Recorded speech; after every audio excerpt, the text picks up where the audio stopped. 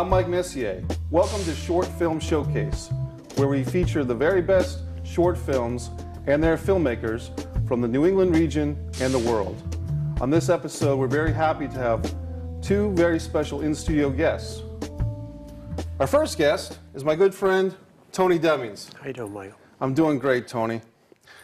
We've worked together a lot. Just for the audience that doesn't know, you are the proprietor of the Brooklyn Coffee and Tea House. That's correct. Which is on Douglas Ave in Providence. It's a great film venue, live plays. You've had stage readings. You have music, and you've hosted the Scene Festival for a few years, the Southeast New England Film, Music, and Arts Festival. So you really, let's just start there, and then we'll move on to your other topics. But how did you get started with the Brooklyn Coffee and Tea House? I was an artist, and I saw a building in Providence. It was condemned, and I decided to buy the building only for art. And we used to have my art studio there. And I was noticing I was going through about 8 pounds of coffee a week. And I said, wait a minute, let's open up a coffee house. So the coffee house evolved. And I ran the coffee house for a number of years. Several years ago, I stopped running the daily operation. I decided to go as a venue for the entertainment industry. And I never looked back. It was a wonderful experience. And with you, Michael, I remember when you had coffee at the Brooklyn, and I believe it was open then as a regular coffee house, and you did inspire me. Your acting abilities, your core acting classes that you held at the Brooklyn, and I saw something that was not comfortable, not on your end, right, but on the independent filmmakers. A lot of them make great films, and there's a lot of them that are bad films. But the problem is they are not getting any respect. They're not getting traction. You keep making independent films, and they don't know the name of the film company a lot of times, production. So I decided to do a little branding. Okay. And I created a company called Rhodywood Films. It's cute in Rhode Island. Everybody says, oh, it's Rhodywood, it's Rhode Island. But it is a U.S. patented trademark name, national and international. And I have to thank you for it, because what I saw, how you brought people from acting or no acting abilities to acting, it was just, I still get a chill. Thanks, Tony. Yeah, we've done the core acting, the acting workshop that I lead at the Brooklyn for the better part of 5 or 6 years, and it's just been a great experience. And as, I mean, obviously you know that we just bring in students from all experience levels, and we do our best to serve them and see what happens with their careers, and some of them have gone on. Many of them going on, Michael. Yeah. And many of them have, some of them very shy, but I've noticed how you brought people from the shyness onto the, not onto the screen, but if you have the ability in core acting, you have the inner feeling of acting, it projects out. Right. I don't care what you look like, it's how you project yourself. And then I've also seen you where you've taken some people that have done acting or theater, and you've had to tone them down a little bit. Right. So it's a two-way street. You know, you can bring them up, you bring them down depending on the genre. Yeah, because film acting is much different than theater acting. Exactly. And sometimes people really enjoy the Brooklyn Coffee and Tea House as a venue for the acting class, because they feel very comfortable in there. It's a homey, comfortable environment, and that's great for what you've done. And then we also do the short film critique, the Rhodywood critique. You are the host. Yeah. You helped me start it. That film critique night is great. And I try to tell people in the audience, it doesn't have to be a smooth film. It can be a rough cut, because the whole idea is you have the audience, you have the filmmakers and the actors critiquing it. And if you only took 10% of what the audience or the actors or the cast and crew say, you're going to get a good picture. Yeah. Yeah. Yeah, the audience feedback that you have in this live environment is really essential to filmmakers that are paying attention and they're in touch. What does the audience say? Because the film, even like a stage play, is never really done until the audience gets to see it. Exactly. I mean, it's done, but it's not a live, organic experience until someone's watching it. Right, and the fine experience on newcomers, and we have seasoned filmmakers and actors, it's really good, because what evolves is also the networking after. Right. I've seen so many people come together because, as you know, we do the casting calls. We work pretty well, number one in the state on casting calls because we do it in 2 separate rooms. Right. And it can be intimidating, which it should be a little bit. You don't want actors to hear what is going on in the audition room, and you're going from one floor to another. And the building is over almost 200 years old, Right. so it has its own magical feel to it. And we've had some great nights there. We did. And people want to check out the Brooklyn specifically, I believe, and correct me if I'm wrong, Tony, brooklyncoffeeteahouse.com. So they can check it out if they want to explore the Brooklyn Coffee and Tea House, if they need a place to do their own stuff. Check it out. It's a great venue right there on Douglas Ave. Thank you. So let's the sister organization, so to speak, is Rhodywood. Rhodywood got conceived because of a lot of the independent filmmakers. I had to find some branding name. So it took us a whole year to get the registered trademark with the U.S. patent rights on it. We're working on right now a trophy. Okay. What we have is accreditation, but the trophy is going to be like a, what do you call it, an Oscar. Okay. Instead of the Oscar, you're going to have a film, a trophy. And what we're trying to do at Rhodywood is we want to do an accreditation program. Okay. Many independent filmmakers don't have accreditation on their film. Right. Now, what does accreditation mean? Does it mean it's the best film? No.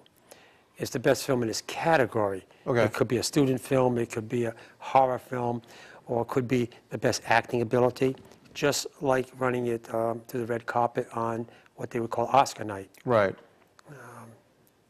It will be within 6 months, we'll be doing an accreditation program.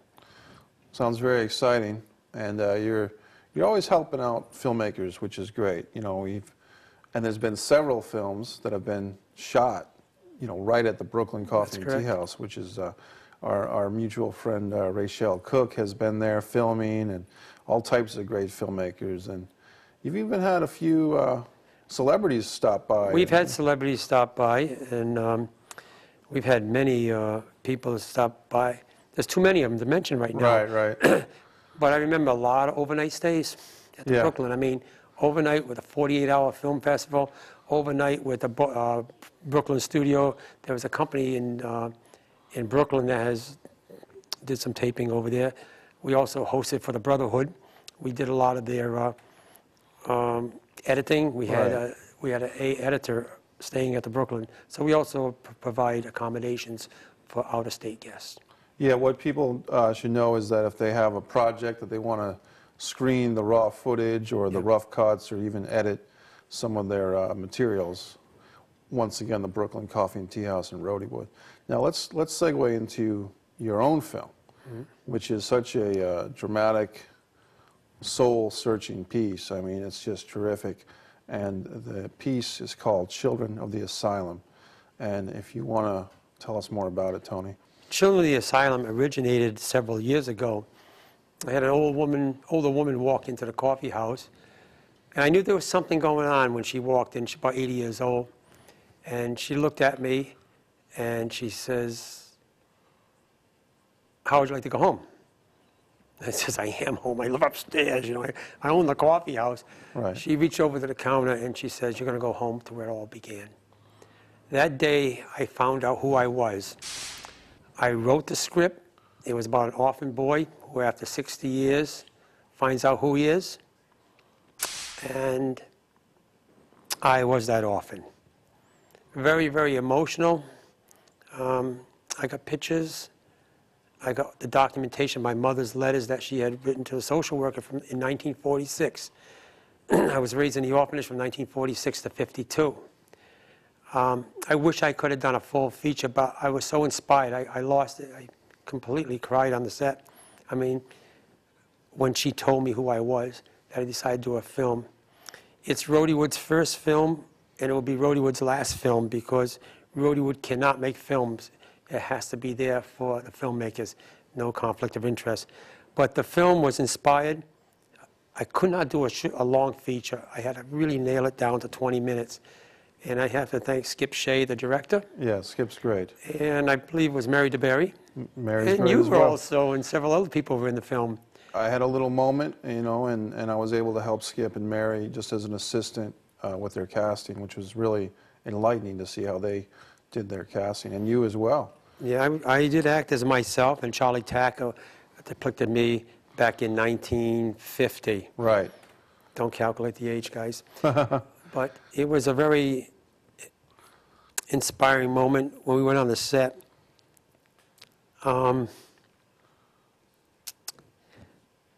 The actors, the crew, the staff was all in tune with the emotional. It was one of the few sets I've been on where everybody came in and was very emotionally challenged. When you see the film, one part of the film, you'll see me raising my hand. Right. I am an actor, but this was really surreal. Yeah. I don't think it was acting. It was really surreal. When I raised my hand, that was the sign to the director, Skip Shea, shut the set down. Yeah. I lost it. You were there.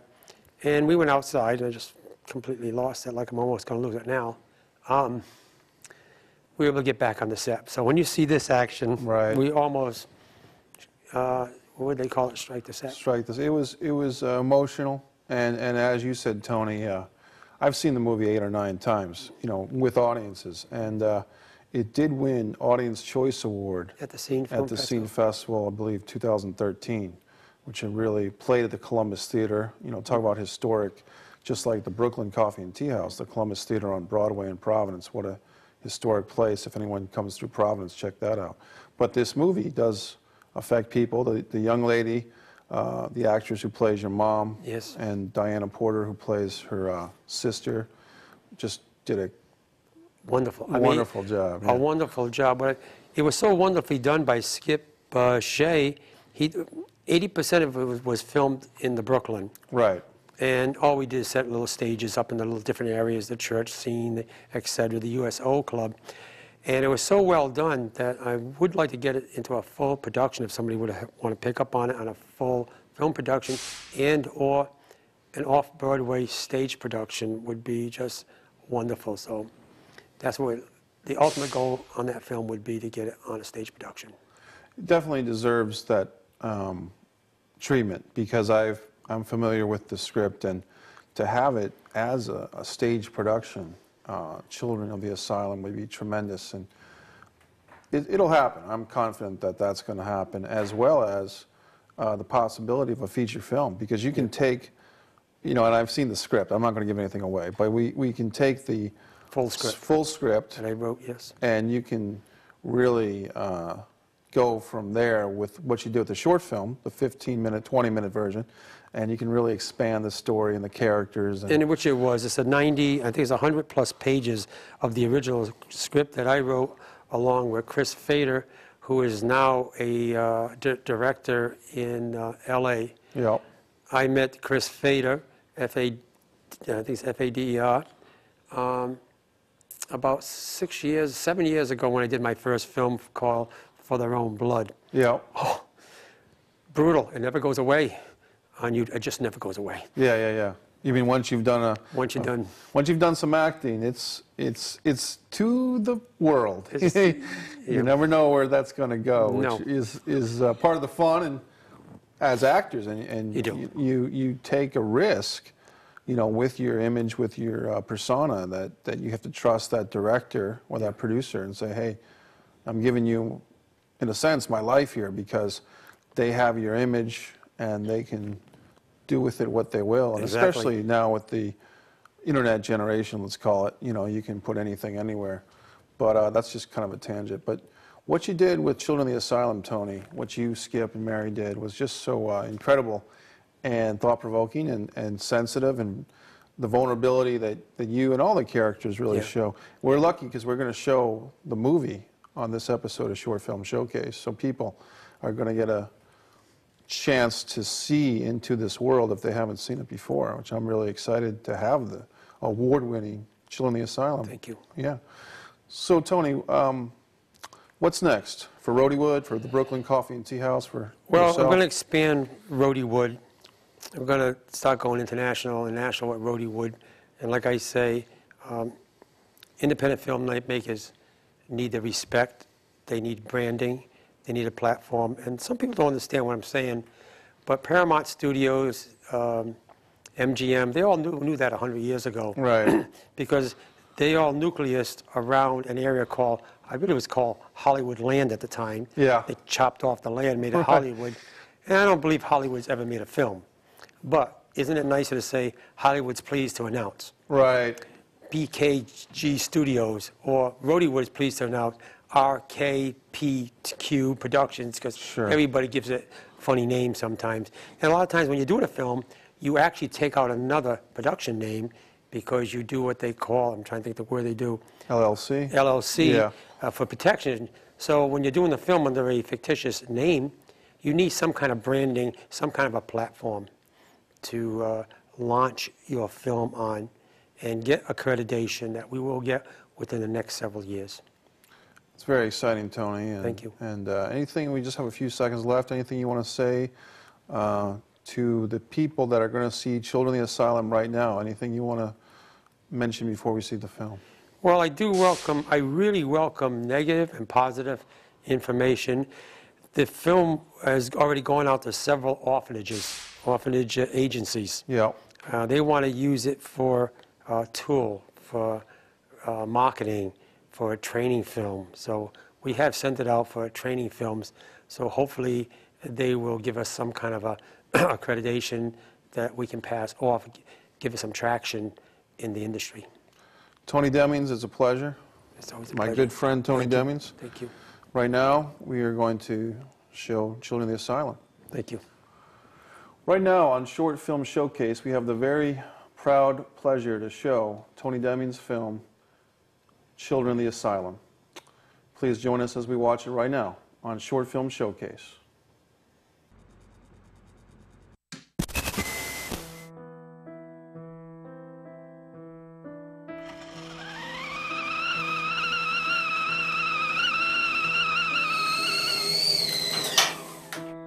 Mama, did you ever love me? Papa, did you ever care? Close my eyes, I feel your presence. When I blink, you are not there. Mama, now I see you smiling, lying in a soft white bed. Papa beckons in to kiss you, lover's eyes with words unsaid. Children of the asylum, wondering, not knowing why. Speak to them or give them answers. Mama, can you hear my cry? Hi, how are you? Come on in. Hey Tony, how you doing? Good, good. Hey Tony, how's it going? If I was any better, it would be illegal. Oh, yeah. Hi. Good.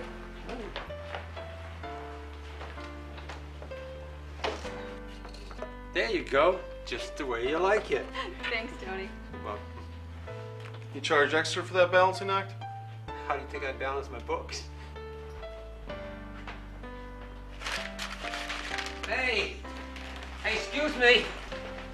You forgot your muffins. Thanks, Tony. Tony?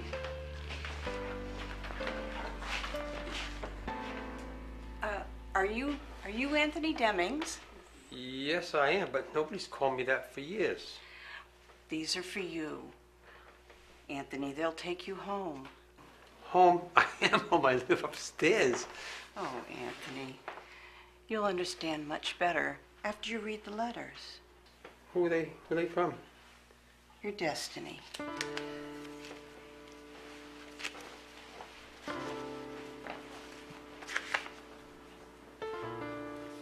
These letters are from 1946.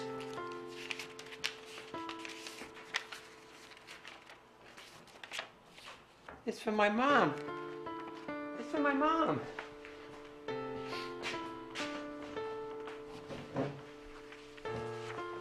It's from my real mom.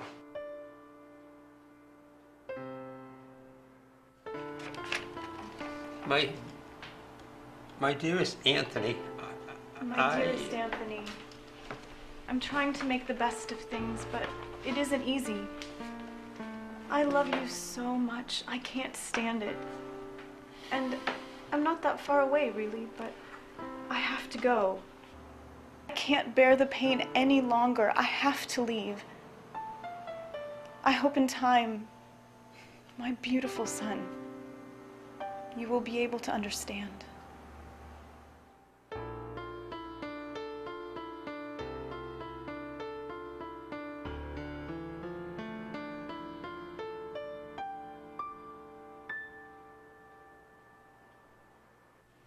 Good evening, everyone. We'd like everyone to know how very proud we are to perform our music here for you at this wonderful USO ball. Relax and let the music get inside of you. Have some drinks. Unwind. Make my body quiver. Send shivers. Excuse me. My name is Officer Stevens with the United States Navy. May I ask your name? Joyce? Joyce Marchetti? Well, it's a pleasure to meet you, Joyce. I've just returned from a long time at sea, and, well, it would be my pleasure to... I'd like to ask if you'd like to dance with me. Well, then ask me. Yes. Yes, ma'am. Very sorry about that. Would you like to dance with me? Yes, I would like to dance with you. Who are you looking for? Oh, nobody. Just my sister. She's... Oh, well, I'm very glad you said yes. I'm very glad you asked me to dance. You're welcome. Let's not think about anything else tonight, okay? Just let everything float away. Sounds perfect. Okay. With one touch, oh how I feel. Please never go away. Be my inspiration. Be every breath I take. Be the one that I adore, so divine. The love we make.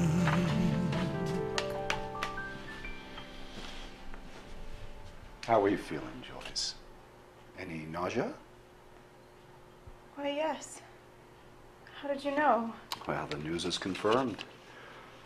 Congratulations, Joyce. You're going to have a baby. No, this can't be. Oh, Robert. Robert, where are you? I love him, Doctor. I do love him. There. I'm sure the father will be thrilled. No. I mean, I love him, but I can't find him. I love him.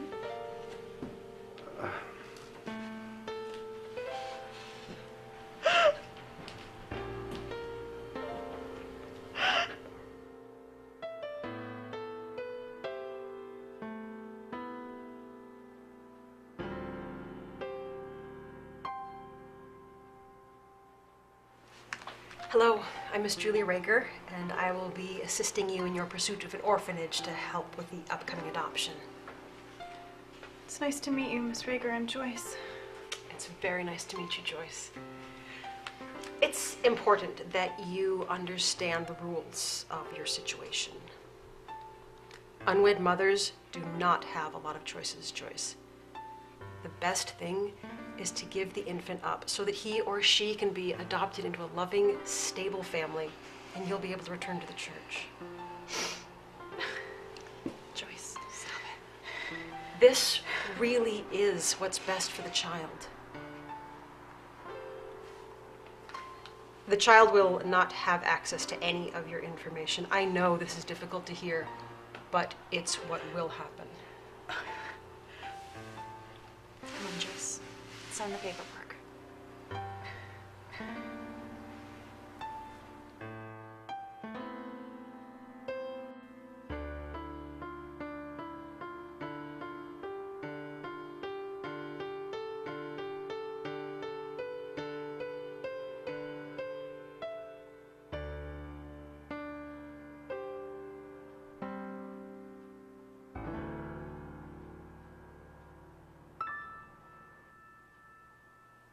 My dear Miss Rager, thanks for everything you've done for me so far. I'm writing to you now from the Home for Unwed Mothers. This isn't like home, but I can assure you I'm more than grateful to you for all the kindness you've shown towards me. The day I arrived here, I worked from 1 p.m. until 4:35 p.m. in the nurses' quarters, typing. Oh, my aching back.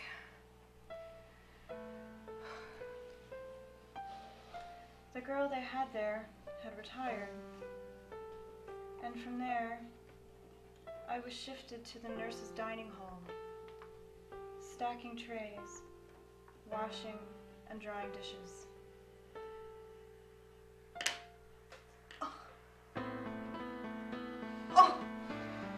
Oh, I think it's time. Nurse! Nurse!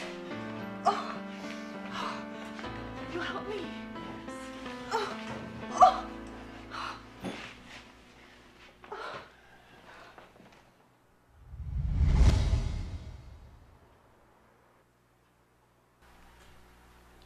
It's a boy.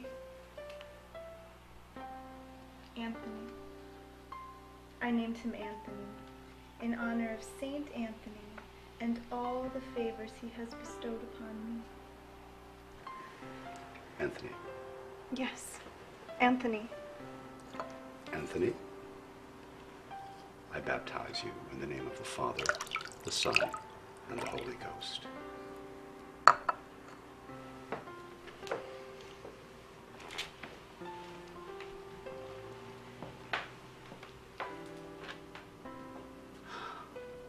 I can't believe it. I can't believe I have to give away my baby. You must be strong now. Being strong now is what will get you through this. This is what is best for Anthony. I know. I feel so much pain. My heart is breaking. Joyce, remember, you promised you would trust me.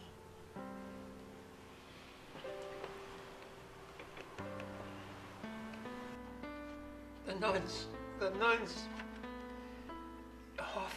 orphanage. Tiger it. Oh darn, you always get me, Anthony. I know, I'm the best. Shh, don't let the nuns hear us. We're not supposed to be goofing around inside. We're supposed to be in bed. I know, I'm just so excited. I mean, it's Christmas, the baby Jesus' birthday. I know, Anthony, it is exciting, but we don't upset Sister Teresa tonight. No. Are you afraid of her? A little. Don't worry, I'm here. And it's Christmas. Did you see all the presents under the tree? I hope there's a red bike under there.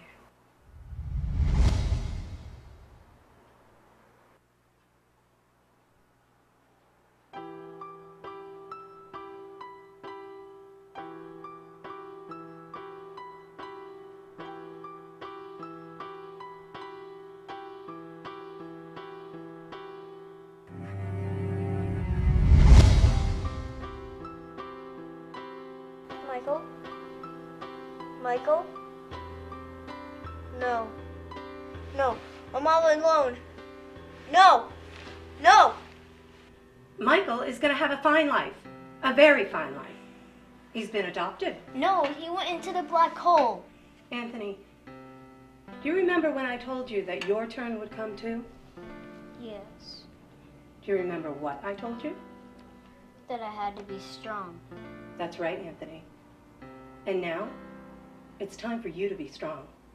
No, I don't want to go. It's time to be strong! Anthony, I need you to come with me.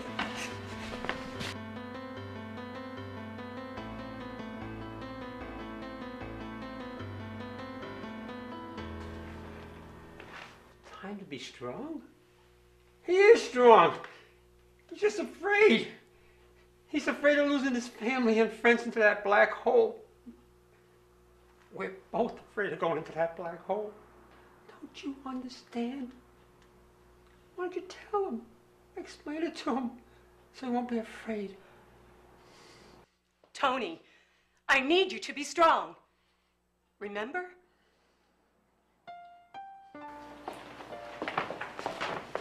Hello, Anthony.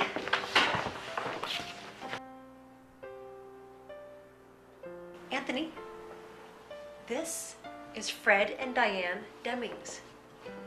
And these nice people, they want to adopt you. Do you know what that means? They want to be your parents and give you a real home. Something we can't give you here. Anthony, are you afraid to go?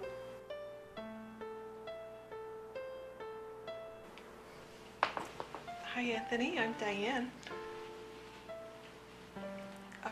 I know you're scared, but believe me, we don't want you to be afraid.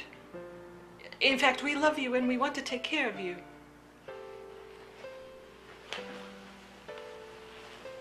That's right, Anthony. You know, we got a great house, got a big yard you can play in, and I understand you like tricycles, especially red ones.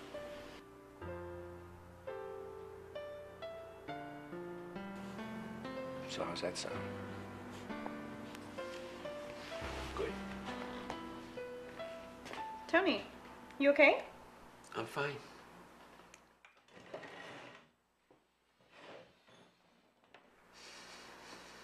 Yes, Tony. And he is now too. He gets to call those people Mom and Dad. And Mr. and Mrs. Demings know, thanks to Miss Rager, that Anthony really likes to ride bikes. Especially red ones. Wow. How'd you know? We know these things.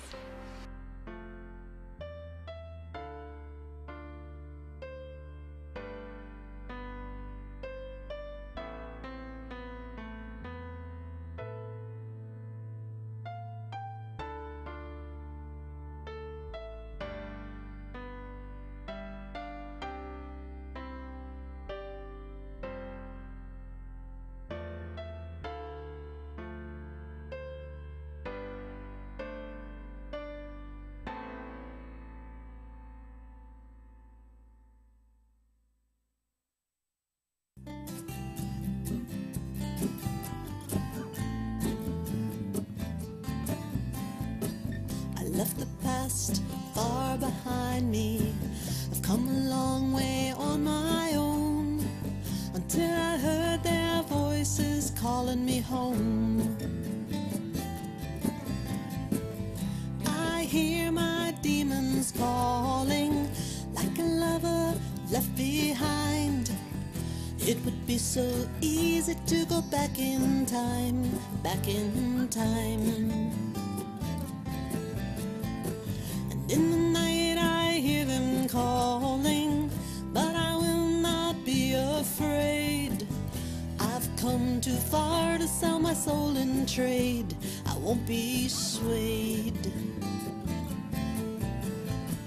I won't be looking back when the red leaves fall, when the red leaves fall.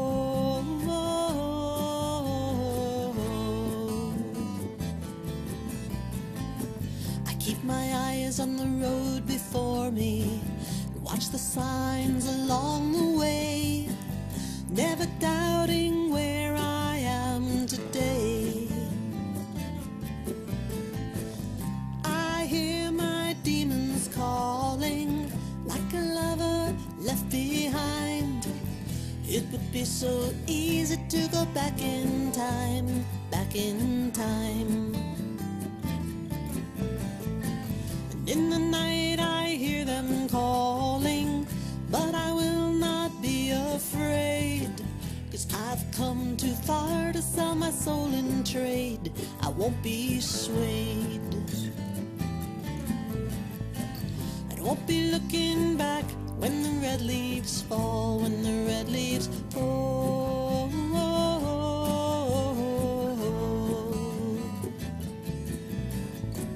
I won't be looking back when the red leaves fall, when the red leaves fall.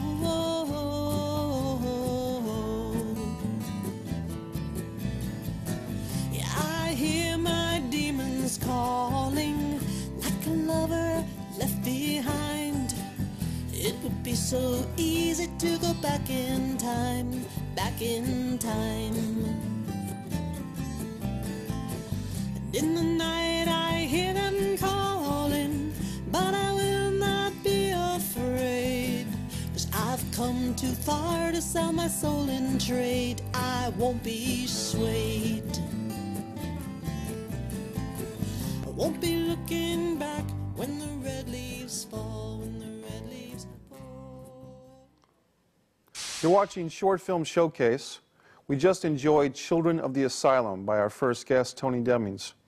Right now we have a special episode of web series by Endless Spectrum Studios and Dave Burgess. It is called Clean Livin', right here on Short Film Showcase.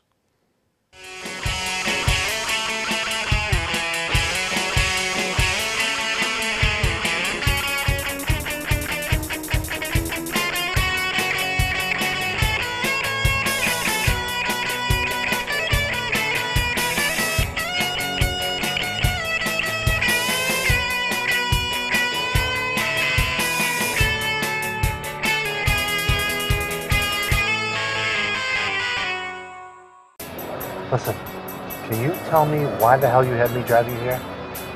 Well, as long as we got time before the thing, but we make a stop. Promise my mother. Well, let's go.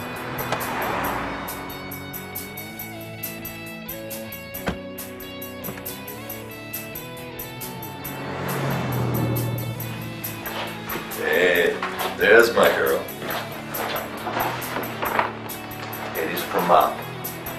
She doesn't think you're eating right around here. Some clam sauce, sausage, peppers, and cannolis the father likes. Huh. Have you met my friend Bobby? Oh, how you doing, sister? She's got a name, dumbass. I'm sorry. He's not what you want to call a God-fearing man. Hey, what the hell are you talking about? You're in the house of God, for f***'s sake. Oh, have a seat. Sorry. Oh, yeah. So anyway, Mom wanted me to find out whether you need a ride to little Tommy's birthday party next week. Not that little deserves a birthday party. You hear the shit he pulled on me this weekend? I swear to God, it must be the parents' fault. I mean, we're family and all that, but what the Oh, Jesus Christ, I'm sorry. What did I just say? What did I just say?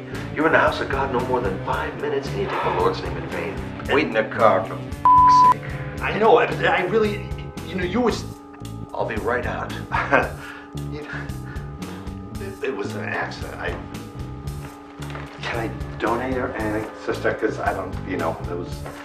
Maybe I'll just put it in there's a box. I saw that on there.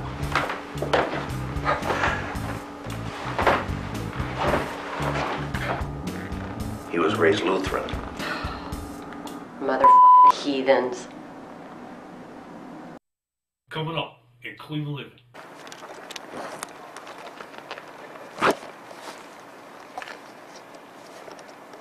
What's going on in there? It's nuts are loose. Mr. Fuzzy's nuts are loose. Oh, God.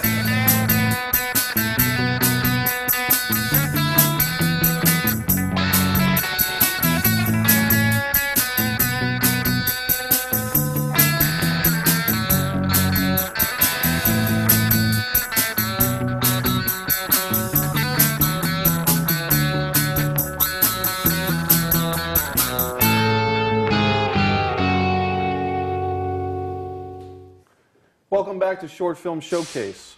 We just saw a very special episode of Clean Livin', and right now we have our special in-studio guest. It's none other than Nat Silva. Hey, how you doing? Good to meet you. And we've known each other for a while. I'm familiar with your work. Oh, yeah. And you're doing some great things. So we were talking before the show started. So actor, yep, writer, yeah, and stunts. And stunts, yeah. And that's a trifecta, a triple threat, as it were. Yeah. Well, I kind of stumbled into the last two, really. I started out intending to just be an actor, and then I have a little bit of experience in a lot of fields of combat, like a little bit of boxing, a little bit of martial arts. I've done some stage combat training in high school and in college, and I was on a couple of sets, and they didn't have stunt coordinators. Right. And people started trying to do things, and I kind of had to be like, let's not have anyone get injured here. And then it kind of progressed from that into, I then got hired by the same people to just come in and be specifically a stunt coordinator. So it spread from there. That's a good thing, because safety first. Absolutely. And some people, you know, they get so excited about the project that they can sacrifice the energy it takes to put into safety first. You know, Yeah. and it can be scary. And it's one of the first things that people think they can kind of do without, because Right. you know, everyone knows how to throw a punch. Right. Yeah. So this guy needs to punch this guy. We can just do that. I'm like, no. Right. let's go back and make it look good, you know, and figure out how to do it without anybody actually being put at risk. That's good. That's very good. I like that. And as an actor, you've just got a lot of stuff going on, which is great. Tell me about Devil May Care. Devil May Care. That I know you just recently had Diana Porter on Yep. as a guest, and she co-starred in it with me. It's a short film. It was done by Kyle Johansson and Greg Metro. Transparent Frog Films, I believe, is Right. their company. And I was Lucifer, who was just tired of the eternal conflict and wanted to just go home. And it was a really interesting and very personal type of story, which is a way I haven't seen that addressed before. And it turned out really, really well, I think. It won a couple of awards up in the slightly north of Boston Film Festival. And the Shauna Shea, I believe, Yes. it ran in and won Audience Award there or something like that. I know Diana won Best Actress for that as well. Yeah, she's terrific. Let's talk about this, something, chemistry. Yep. When you're working with an actress or another actor, how do you feel, Nat, about chemistry? When I say that, what comes to mind for you? I mean, for me, chemistry really is that kind of connection that you have with a person. There are people you meet in life and you just instantaneously hit it off. Right. And that always comes across.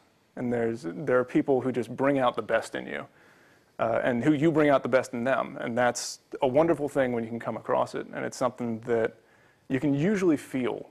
Yeah. And sometimes you need to work at it, but it's so vital, because there's nothing, for me at least, there's nothing worse than just a flat scene where yeah. the actors just aren't having that connection, because there's not a film that's made that isn't about the connections between the characters. Yeah. It comes in casting, and the challenge, one of the many challenges for an actor is, okay, I'm cast with this other actor and there's a lack of chemistry, and it's not my fault, it's not their fault, but how do we address something? that? Yeah. There's a book, Nat, The Power of the Actor by Ivana Chubbuck, and she talks about that type of deal. But what do you think? Have you ever been in that situation that, you know? I've been incredibly fortunate with my co-stars. We usually, at the very least, get along well. Yeah. You know, and it's long been a cliche that at the end of any given film, everyone either loves each other or hates each other. Right. Or both. And yeah, and even if you never speak to each other again after the film, like at the end of that time, you were the best of friends or the worst of enemies. And I've been fortunate enough to have the best of friends for 98% of my experience. The thing that I've run into a couple of times is actually with characters who you're supposed to have a romantic interest in. Right. Who you met for the first time that day, and they're like, okay, now kiss. And you're like, hi, I'm Nat, like, you know, Right. and how to really address that, and it's a part of acting that you have to make look easy, Right. and that's letting your guard down and letting your walls down, and being willing to just go and be in the moment and feel the emotion that you need to in order to sell what's happening. Emotions at your fingertips, the vulnerability of the actor is, you know, it's just incredible how yourself as an actor and every other actor that's good is going to let their vulnerability come through, like yourself. And I saw a piece that you have a predominant role in, Normal. Yes. Directed by Richard Griffin, written by Lenny Schwartz. Starring yourself and Michael Reed and a very good cast of Rhode Island, Massachusetts actors, and that was an intense piece. That was, God, there was a lot to that. There was one scene in particular toward the end of the film. I'm usually pretty good about being able to kind of step in and step out of the moment and of the role and you know, be able to join things. There was one moment in that film where I really had the stereotypical actor, like, okay, I need to not be talking with anyone in between takes. I need to just make sure that I'm maintaining, because it was, I had to ride the edge of like falling apart. Yeah. Where like you weren't actually in a breakdown, but you had to show that it was almost there. Right. And that's a tough cusp of insanity thing to ask. And and thank God for Michael, because he was right there with me. And when you have somebody who's that good working next to you, it really helps keep you there and give you that lifeline and let you go out on that limb, because you know that somebody's going to be there with you. Michael Reed, Michael Reed, the co-star. Yeah, you guys star together. Let's put it that way. Yeah, you can lean on a guy like that. You know, you can really support each other. And it's so vital to have that trust within each other, and that goes back to the chemistry. That's a big part of the chemistry, is you do have that faith in your scene partner, that you can, you know, be honest with them in that way, and they can be honest with you, and you'll lean on each other, and that way neither one of you is going to fall down. And it's a team. The director and the DP and everybody is coming together on a piece. Oh, man. I love techies so much. Yeah. Like, God bless them. They work so much harder. Right. And glad you said that. Yeah. Yeah. No, I back in high school when I first started acting, doing film, I actually got dubbed an honorary half techie because of how often I was backstage trying to help out and trying to learn what I could. And you know, they do so much of the work and get so little of the recognition, you know, that it and they're so good at what they do. Yeah. Oh my God. Editors, lighting, camera, you know. Working with guys like John Mostiche when I recently was doing Future Justice, Jill Poisson, just having that level of knowledge of their craft. Right. You know, brings so much to the table. It's a team effort, and you know, Christopher Reeve, the guy that played Superman among other great roles, he wrote in one of his books that it's like a family that comes together, and you feel this bond with the family, and then as soon as it's wrapped or as soon as the show's over, the family's dispersed, man. And you know, you might get lucky and get to work with each other again in the future, like you've done and like I've done with other people. But that is emotionally can tear you apart a little bit when that family genesis kind of just departs a little bit. Yeah, no, it's the best of friends thing that I was talking about, where like, you know, you live with each other essentially, because you're on set, you know, doing 14, 15-hour days. Right. Every day for, you know, a month or however long it takes you to shoot your film. And then suddenly just you kind of throw messages at each other once in a while. Right, a little text, how are you? Yeah. And it's usually a quote from the movie you're just in or something. Yeah, Remember and when we it's said just, that? it's this weird sort of cultural whiplash that, that you go through as an actor or as anybody who works in film. Now, speaking of a piece that we mentioned just once or twice, Future Justice. You know, you had some big time involvement in this. Tell me about it. I did. I was approached by Richard Griffin and he kind of sat down and he said, "Nat, how would you like to write and star in an action film? Because I've always wanted to do an action film." Sure. Yes, I do. Let's do this. Yeah. And that process, it almost didn't happen because the funding is always the question. And I wish I knew where you find money for anything ever, but I don't. I'm just the actor. If I could tell you, I wouldn't, because it's so hard to find money. Where do you go? No, there's enough for two of us, though. I just won't tell anyone else, right? So Richard asked you to... Yep, he asked me to... He had just read a script I wrote, because the winter's always kind of a down period for shooting in New England, because everyone's like, snow! No, not gonna do that. It's so unpredictable whether the weather is going to cooperate. Correct. Whether the weather... Good, let's go into that range. But it's so unpredictable. So very often, because my only job is as an actor, I end up not doing a whole lot in the winter months. Okay. And so I ended up deciding, you know what I'm going to do? I'm going to write a script. And I wrote a script, and I was showing it to Richard, and that's sort of what kick-started him into saying, how about if you write this this action film? And then once we got the funding kind of under control, it all happened really quick. The script got written in about a month. We were casting, and we shot it within, I think, 2 after that. So it was incredibly fast-paced production, and it's premiering the 18th, actually. May 18th? May 18th, nice. in Lincoln at Cinema World. That's been very supportive of the Richard Griffin absolutely. Family of films. I've been there for a bunch of his premieres, actually. I know Normal was shown there, which we had just talked about, and I think Murder University as well. And it's been kind of his go-to, and it's treated him very well. It's nice theater. I mean, it's really nice theater, Cinema World, and our buddy John Lincoln, I think, worked there and helps you guys out.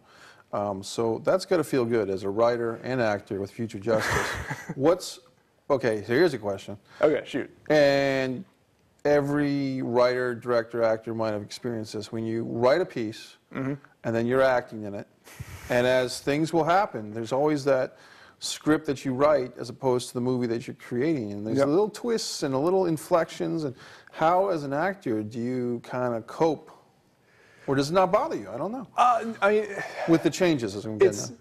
It's ultimately surreal. Like, I always feel like actors are kind of their own worst critic, and anything that we do as actors, we kind of look at and go, oh, I should have done this, I could have done this, and like, you see anything get shown, and you're like, oh, all of the opportunities I missed, like, and if you just don't feel horrible about yourself, you did a good job, and so like I always try to kind of temper that thought process, and this has been such a surreal experience because I did write it, and then I was in on the casting, and then we were running the rehearsals, and then people are doing things that aren't quite like what you had in your mind when you wrote it, and you don't know if it's weird to you because it's weird, or if it's weird to you because it's not what you had originally kind of pictured. And so at that point, you kind of have to just trust in your director and trust in your fellow actors, and we got a great cast for it, and sitting there and watching a guy like Aaron Andrade just take over a role, you have to give it to them. You can't sit there and fret over every time that they put a pause where you didn't write a pause or anything like that. You have to understand that where your job as an actor is when you come into a project, that's their job as well. And their job is to find the character that you wrote. You can't argue over every time someone says but instead of however, because it probably sounds better for the character just to say but, because that might be the guttural instinct of the actor as that character, is just to say a more plain spoken word than however. You know what I mean? Just as an example. Yeah, and finding the places where it does matter and knowing the places where you leave it alone is an interesting balance. I find that fascinating that you wrote the piece, had Richard Griffin direct, and then you were also acting in it, if I got that all right.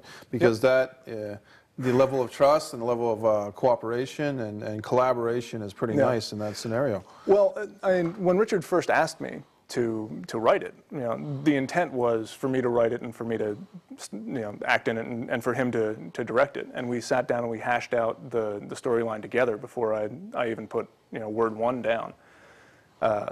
And so he really was very involved from the beginning. So I think that turns it into a complete collaboration in a lot of ways. So that makes it, there is a trust there because you started out on the journey together and you're going to finish it together. So that's terrific. Well, we've come to the end of our time together. Well, we're going to have you back on. And I love talking acting with you and writing. It's great. Absolutely. Nat Silva, thank you so much. Thank you. I appreciate it. Thanks for watching Short Film Showcase.